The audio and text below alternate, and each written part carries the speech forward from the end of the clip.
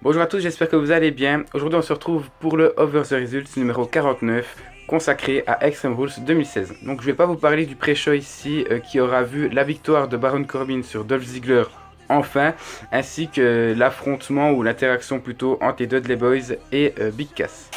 Donc on va directement commencer avec le premier match qui voyait donc les Usos affronter le club. Donc encore une fois si je regarde là c'est parce qu'il y a mes notes. J'ai marqué Jay qui a pris vraiment cher durant tout le match. Jusqu'au moment où il se fait exclure du match, on va dire un peu dans le public, c'est pas vraiment exclure mais disons que dès que Luke Gallows et Karl Anderson en ont eu marre de s'attaquer à lui, ils l'ont balancé dans le public et se sont un petit peu plus penchés sur Jimmy Uso. Mais c'est vrai que Jey Uso en a pris quand même plein la gueule. J'ai marqué domination totale et victoire du club dans un match un peu trop court pour moi. C'est vrai, j'ai pas les chiffres en tête, mais il a duré moins de 10 minutes je pense, peut-être même moins que 8-9 minutes. Je peux pas en être sûr, mais j'ai trouvé à mon sens qu'il était beaucoup trop court. J'ai marqué les deux heels sont quand même impressionnants, Gallows et Anderson qui ne sont pas utilisés selon moi à leur juste valeur. Donc j'ai mis la note de 8 sur 10. Pour un Tornado Tag Team match, je m'attendais un petit peu plus quand même, déjà par rapport au temps, mais aussi par rapport à... c'était Extreme Rules, donc je m'attendais un peu plus quand même au niveau de la brutalité, même si effectivement c'était plus un passage à tabac qu'un match pur. Mais je m'attendais à quelque chose de plus, étant donné les SmackDown et Raw qu'on a eu, où il y avait déjà un peu de violence et de brutalité lors des shows hebdomadaires. Donc j'ai mis la note de 8 sur 10. Deuxième match, Kalisto défendait son titre des États-Unis contre Rusev. J'ai marqué bon petit match sans plus, un peu court lui aussi. Et j'ai mis pas de réel défaut, ni vraiment de qualité dans ce match-là, si ce n'est les quelques petits botches de Kalisto, et notamment sur le Hurricane Rana à l'extérieur du ring. Donc lorsque Rusev est parti dans les escaliers, c'était pas vraiment un botch celui-là, plus on va dire un petit contre-temps, contre-rythme plutôt.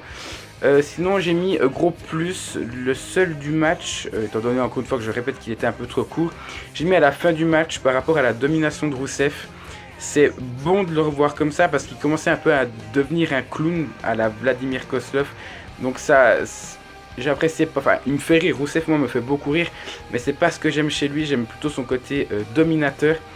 Et là on l'a retrouvé notamment à la fin avec le finish du match, donc il a vu emporter et devenir donc le nouveau champion des États-Unis au détriment de Kalisto sur sa camel clutch qui était dévastatrice. Cependant, c'est pas un match que je vais m'en souvenir longtemps. Je pense que déjà en fin de semaine, je l'aurais pas passablement oublié, pardon. Donc c'est pour ça que j'ai mis la note de 7 sur 10. Troisième match, les New Day défendaient leur titre par équipe contre les Vaudevillains. Alors là j'ai mis par contre c'est totalement l'inverse que les deux autres matchs. C'est un très très bon match mais dans une ambiance de folie. Là où dans les deux premiers matchs le public était actif mais un peu éteint par rapport à celui-ci. J'ai marqué que les New Day étaient tout le temps aussi aimés, même plus peut-être qu'à leur début ou dans leur période de momentum. Et j'ai mis que ça aurait été une grande erreur de leur faire perdre le titre. Tout ça pour les Vaudevillains et pour une future rivalité contre Soft. Donc ça c'est une très bonne chose vu que les New Day ont conservé leur titre. J'ai cependant cru à une victoire des Vaudevillains pardon, qui auront bien tenu la cadence et les rythmes durant tout le match. J'ai été passablement surpris en bien des deux côtés. Les New Day, c'est vrai que à part à WrestleMania contre la League of Nations, ils m'ont pas vraiment déçu. Donc justement, je trouve que les Vaudevillains ont bien tenu le rythme. Au niveau de ma note, j'ai mis 8,5 sur 10 et je l'ai mis meilleur que l'opener. Alors pourquoi? Parce qu'ici, il n'y a pas de stipulation, mais le taf est tout autant fait, donc j'ai rajouté 0,5 points. Quatrième match, Miz contre Owens, contre Cesaro, contre Sami Zayn dans un match Fatal 4-Way pour le titre intercontinental du Miz. J'ai mis quel match, c'est incroyable, franchement d'avoir ce genre de match là, pourtant c'était pas gagné à la base, j'en parlerai plus tard. J'ai mis tellement de comptes brisés et de séquences finish entre guillemets, encore une fois je vous invite à aller voir les vidéos de Mr Moonlight qui expliquent très bien les plusieurs phases de match, je crois qu'il y en a 4 selon lui, il l'explique très bien. Les séquences finish vous voyez très bien ce que c'est lorsque des finishes s'enchaînent et qu'on a souvent, ça se conclut souvent par des tombées, alors ça finit pas. Dans la plupart des cas, ça finit le match, mais pas tout le temps. Et là, on en a vu plusieurs. Et on aura vu à 3 reprises un tombé du Miz sur Cesaro. La troisième fois a été la bonne, vu que le Miz à conserver son titre intercontinental. Et oui, je disais avant que c'était mal parti, alors pourquoi? Parce que j'ai trouvé que le match était quand même entaché par pas mal de contre-rythmes, surtout en début de match, parce que chaque lutteur amène un rythme différent, donc tout dépend qui domine le match, le rythme est différent de celui qu'on avait vu avant. Donc j'avais pas apprécié ça et j'arrivais pas à entrer dans le match, pour moi entre guillemets, la sauce ne prenait pas. Donc j'étais un petit peu sur ma fin en début de match, et puis après le reste c'est énorme quoi. J'ai mis la fin à mythique parce qu'on voit Sami Zayn qui finalement va plutôt être aveuglé par sa haine envers son rival de toujours Kevin Owens, et au lieu d'aller faire le tomber sur Cesaro, qui est cette fois-ci totalement KO tellement on s'est défoulé sur lui, va préférer s'acharner sur Kevin Owens, qui laissera aux mises tout le loisir d'aller faire le tombé définitif afin de conserver son titre intercontinental. Et là je pense que c'est pas une surprise pour vous, j'ai mis la note de 10 sur 10 sans hésitation. Cinquième match, Chris Jericho affrontait Dean Ambrose dans un Asylum match, avec mon accent dégueulasse.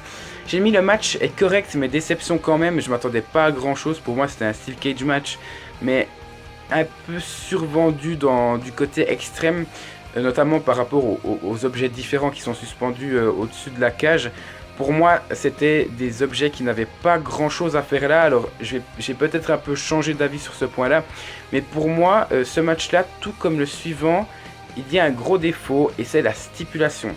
Alors là, je vais m'expliquer qu'est-ce qui cloche vraiment dans la stipulation. C'est que le match est trop axé sur la stipulation. Et c'est rare que ça arrive. Là, on en a deux dans le même pay-per-view.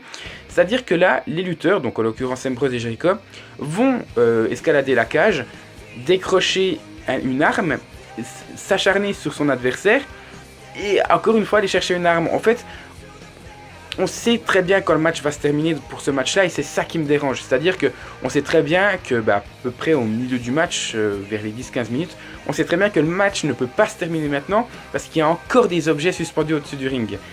C'est ça qui m'a dérangé. Alors je vais un petit peu me contredire par la suite après, parce qu'il y avait Mitch numéro 2 qui était toujours suspendu au moment où le match était terminé. Mais moi ça m'a déplu parce que on sentait clairement que les lutteurs étaient à fond dans la stipulation et c'était plus naturel au fond, on n'avait plus un enchaînement de prises. Je veux dire, c'était juste des objets, ça durait 2-3 coups et on allait rechercher quelque chose d'autre. Pour moi c'était plus un spot match, même si c'était pas des spots incroyables, qu'un match de catch pur. Pour moi on n'a pas eu des prises sensationnelles, on a juste eu des coups d'armes. Et c'est pas moi ce que je préfère. À la limite, je préfère ça dans des matchs avec Brock Lesnar, dans des matchs à stipulation. Notamment son Steel Cage match, je crois d'ailleurs, contre Triple H. Ou son match... c'était Extreme Rules, je crois, justement, il y a 4 ans contre John Cena. Là, alors, au niveau de l'extrémité, on va dire, de l'extrême... Là ça me plaît énormément, tandis que là pour moi c'était trop scénarisé entre guillemets, ce qui m'a déplu. Voilà, et comme je l'ai dit, après le but c'était d'être extrême, d'utiliser des objets. Là le pari est totalement réussi. Et j'ai marqué, donc Dean Ambrose remporte le match suite à un Dirty Deeds. Donc j'ai marqué que le match était plus naturel. Je ne l'ai pas précisé avant, le match devient plus naturel et on a plus un enchaînement de prises. Lorsque Dean Ambrose met les punaises sur le sol, là on a quelques prises de catch pur pour moi. Et le match m'a plu à partir de ce moment-là, mais c'était trop tard. Et j'ai mis, déjà que le match était beaucoup trop long, hein, il faut le préciser. Et j'ai mis Ambrose qui se plaint suite à sa victoire de la seule punaise qu'il a au coude, tandis qu'on voit Jericho qui est criblé de punaises et limite il se plaint pas énormément comparé à lui. Donc ça valait la peine de le préciser quand même. Et concernant ma note, j'ai mis 6 sur 10. Ensuite, sixième match, Charlotte défendait son titre Woman, je veux dire des divas, contre Natalya.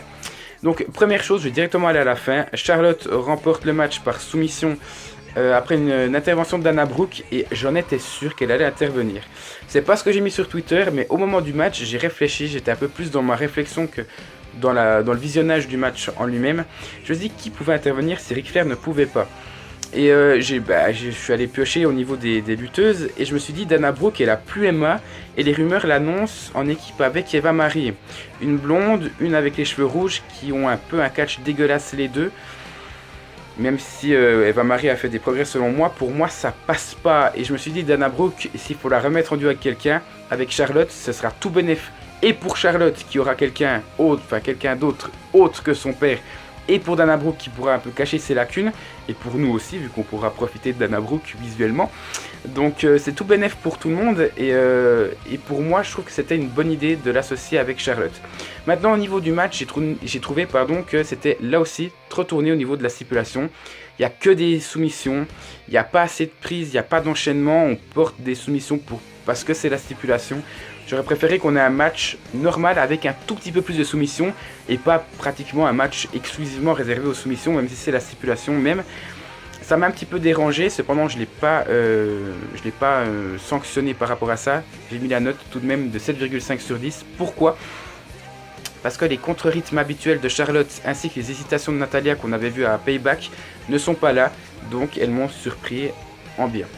Et enfin, Roman Reigns défendait son titre de la WWE contre AJ Styles. J'ai pas mis de note. Pourquoi ? Parce que ça m'énerve. Alors je vais pas en parler beaucoup. Je suis extrêmement frustré par ce match-là. Parce que pour moi, du début à la fin, il est parfait. On a un match qu'il fallait voir et c'était extrême. On aurait dit que les bookers leur avaient dit aux deux lutteurs, faites ce que vous voulez, la sécurité aujourd'hui on s'en fout. Mettez de l'impact et de la brutalité dans vos prises, limite on a l'impression que les prises sont réelles. À part une ou deux fois lorsque AJ Styles par exemple, quand il était envoyé dans la barricade, on voyait qu'il mettait sa main pour pas être trop frappé contre la barricade. Mais je veux dire, on avait vraiment l'impression que ce match était réel entre les deux. Ce match est putain de parfait, et qu'est-ce qui se passe ? Sérieusement, qu'est-ce qui se passe ? AJ Styles porte son Styles Clash qui est contré, enfin qui ne fait pas le tomber jusqu'à 3. Roman Reigns mais se dégage du tombé. Ok, Jericho je crois il l'avait fait à WrestleMania. Je vais pas, ça m'énerve un petit peu mais je vais rien dire. Quoi ? 3 secondes après, Styles fait un deuxième Styles Clash sur une chaise et Reigns se dégage encore une fois. Non mais je veux dire, au bout d'un moment, Reigns gagne. Voilà, c'était logique, je vais pas me plaindre, c'est peut-être même normal, c'est que la deuxième fois qu'il conserve son titre depuis le mois de novembre. En même temps, il faut un peu qu'il soit crédible, donc autant le faire gagner contre Styles.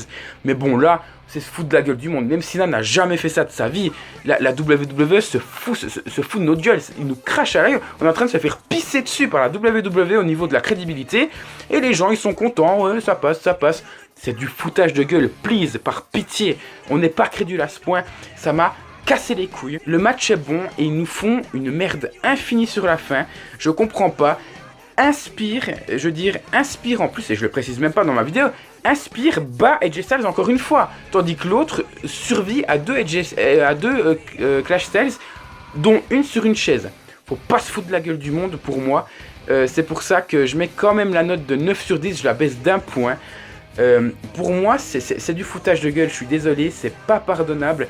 La WWE se fout de notre gueule, on vient de se faire pisser dessus encore une fois, et ça me dérange. Cependant, petit point quand même positif, le retour de Seth Rollins. J'aurais préféré un retour pendant le match, mais ça m'a fait énormément plaisir de le voir. Il porte un pedigree sur Roman Reigns après le match, donc il revient en heel. Ça me fait plaisir, ça me coupe vraiment mon dégoût que j'ai eu sur la fin de ce match-là. C'est dommage parce que j'étais content de le voir, mais ma haine était beaucoup trop grande. J'ai ragé comme un gros porc et j'ai pas pu pleinement apprécier le retour de Rollins. Donc juste pour ça, c'est dire à quel point j'étais énervé, j'étais là, mais franchement, la WWE se fout de notre gueule, et il y a des gens à qui ça dérange pas, quoi. Je veux dire, mais même pour un fan de Roman Reigns, il faut quand même se rendre compte que là, c'est du foutage de gueule, il n'y a pas d'autre mot. On s'est fait chier dessus, quoi. On est en train de se faire chier dessus, et je comprends pas comment on peut apprécier ça. Voilà, j'ai pas encore calculé la note finale, donc vous l'aurez sur la droite de votre écran. J'espère que vous avez apprécié ce pay-per-view. Moi je pense qu'au niveau de la note ce serait plutôt pas mal quand même. N'hésitez pas à commenter vos avis sur le show, sur la vidéo, à liker si vous avez aimé la vidéo également. Et nous on se retrouve donc concernant les analyses, on se retrouve donc le mois prochain, le 20 je crois juin, pour l'analyse de Money in the Bank. Voilà, merci à tous d'avoir suivi cette vidéo et à tout bientôt pour la suite de la chaîne.